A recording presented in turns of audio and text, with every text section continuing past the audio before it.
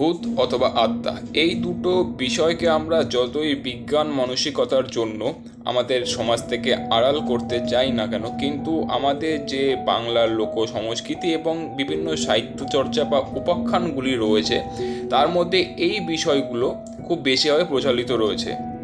অন্যান্য দেশে যেখানে ভূত বা আত্মা বা এরম জাতীয় কোনো জিনিস ঘরোয়া জায়গা পছন্দ করে, সেক্ষেত্রে আমাদের বাংলার প্রচলিত যে ভূত রয়েছে তারা সাধারণত বন, জঙ্গল, নদী, নালা বিভিন্ন জায়গা পছন্দ করে থাকে। কিছু কিছু ভূত এমনও আছে যারা নাকি মানুষের রূপ নিতেও সক্ষম হয়। বাঙালিদের মতে যদি ভূতের নাকের নিচে হলুদের শিকড় পুরানো হয় তাহলে নাকি সেই সব ভূত পালিয়ে যায়। এইসব ভূতরা নাকি গন্ধ সহ্য করতে পারে না। তাদের প্রায়শই খুব খিদে থাকে। এই খিদেটা অনেকটা বিশেষ করে মাছের প্রতিও খুব তীব্র হতে পারে, যা উপকূলবর্তী বাঙালিদের একটি খুব প্রিয় খাবার হয়। অনেক ভূত আবার বিভিন্ন শক্তিশালী হতে পারে এবং সেগুলো দুষ্ট এবং ক্ষমতা পরায়ণ হয় এবং যারা মানুষের অতিষ্ঠ করতে পারে। এইসব ভূতদের নিয়ে আজকের এই সিরিজ, যেটা ghost asylum Bengal haunted series.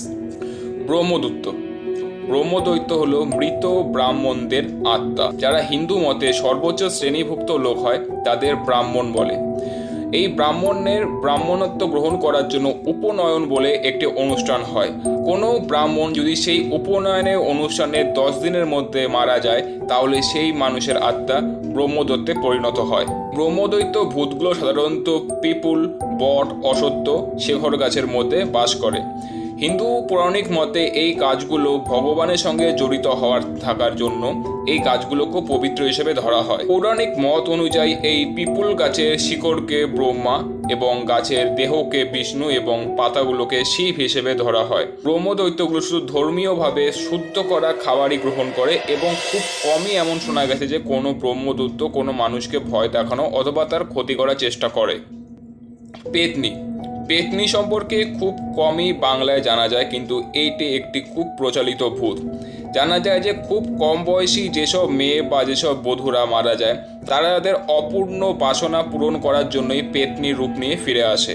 তারা দেখতে সাধারণত নারীদের মতন হয় এবং তাদের জীবিত নারীদের মতনই অনেকটা বসবাস করার চালন থাকে, কিন্তু তাদের পাগুলো পেছন দিকে ঘোরানো থাকে এবং এইসব পেতনিরা সাধারণত ডুমুর গাছে বসবাস করে।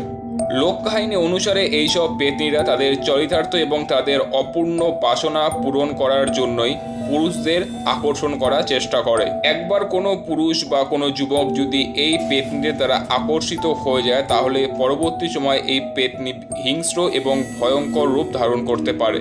শঙ্খচূর্ণী বা শাকচূর্ণী। শঙ্খচূর্ণী বা শাকচূর্ণী হলো বিবাহিত বা অথবা বিধবা নারীদের ভূত। তাদের নামটি এসেছে তাদের পরিধান করা বস্তুটির উপরে, যা শাখা বা শঙ্খের মতো সাদা হয়।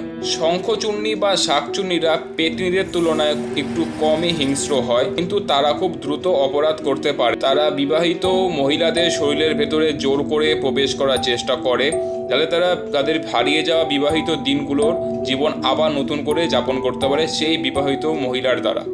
একটি জনপ্রিয় লোককথা এমন লেখা আছে যে একবার একটি মহিলা কোনো শঙ্খচূর্ণী বা শাকচূর্ণীর বিরুদ্ধে প্রতিবাদ করে। এর ফলে সেই শাকচূর্ণীটি তার উপর রেগে যায়, তাকে একটি গাছে বন্দী করে। তারপরে সেই শঙ্খচূর্ণী সেই মহিলার রূপ ধারণ করে এবং তার বাড়িতে প্রবেশ করে। এখানে স্বামী এবং শাশুড়ি সেই শঙ্খচূর্ণীর ক্ষমতা দেখে মুগ্ধ হয়। আবার এমনও কথিত আছে যে এইসব শঙ্খচূর্ণী বা শাকচূর্ণী পেতনিদের মতন অত মাছের দিকে না ঝুঁকে সে বিভিন্নভাবে সাহায্য করতে পারে। যেমন সে তার হাতগুলোকে অনেক দূর পর্যন্ত বিস্তৃত করতে পারে, অথবা রান্নার জন্য জ্বালানি না খুঁজে পেলে লোককথায় এমনও জানা যায় যে এসব শঙ্খচূর্ণী বা শাকচূর্ণীগুলো তাদের পাকে জ্বালানি হিসেবে কাজ করে।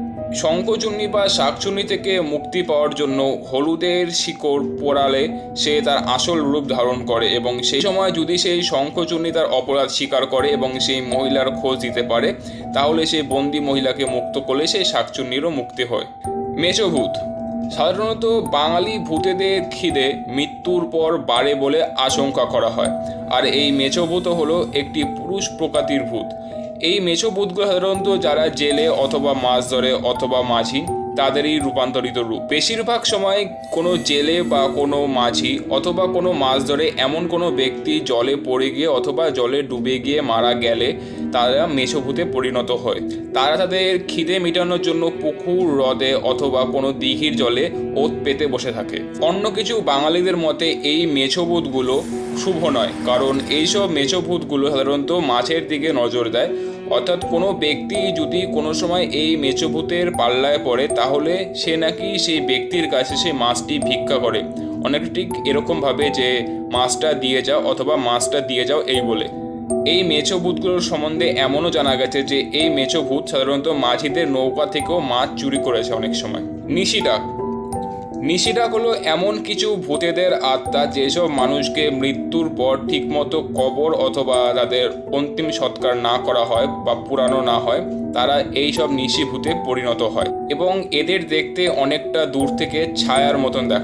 নিশি শব্দের অর্থ হচ্ছে রাত্রি এবং ডাক শব্দের অর্থ হচ্ছে কাউকে ডাকা। অর্থাৎ এইসব ভূতেরা সাধারণত রাতের দিকে ডাকাডাকি করে। অর্থাৎ এইসব ভূতেরা সাধারণত রাতের দিকে ওত পেয়ে থাকে মানুষকে শিকার করার জন্য। লোকমতে জানা যায় যে এইসব নিশিরা তাদের একটি মাত্র শিকারকে বেছে নেয় একটি রাতের জন্য, অথবা এই রাত্রি অনেক দিন পর্যন্ত দীর্ঘসর হতে পারে। অর্থাৎ এই নিশি কোনো একটি মানুষকে যদি কোনোদিনও শিকার করার জন্য টার্গেট করে তাহলে এই নিশি সেই শিকারকে অনেক দিন বা অনেক রাত অবধি ডাকতে পারে। এরা সাধারণত তাদের প্রিয় মানুষের নাম করে তাদের ডাকে এবং যদি সেই ব্যক্তি সেই নাম দ্বারা বা সেই ডাক দ্বারা প্রলুব্ধ হয় তাহলে তাকে একটি নির্জন জায়গায় এই নিশিরা নিয়ে যায় এবং সে নির্জন স্থানে নিয়ে গিয়ে সেই নিশি তার নিজের রূপ দেখিয়ে সেই শিকারকে হত্যা করে এবং তাকে আত্মসাৎ করে। বাংলার পৌরাণিক মতে এই নিশি ডাক এবং নিজেদের প্রিয়জনের ডাককে চেনা খুব সহজ। নিশি সাধারণত দুবার ডাকে, অর্থাৎ বাঙালি পৌরাণিক মতে যদি দুবারের বেশি ডাকে তার মানে বুঝতে হবে সেটি নিশি নয়, অর্থাৎ আপনি ভূত দ্বারা আকর্ষিত হচ্ছেন না।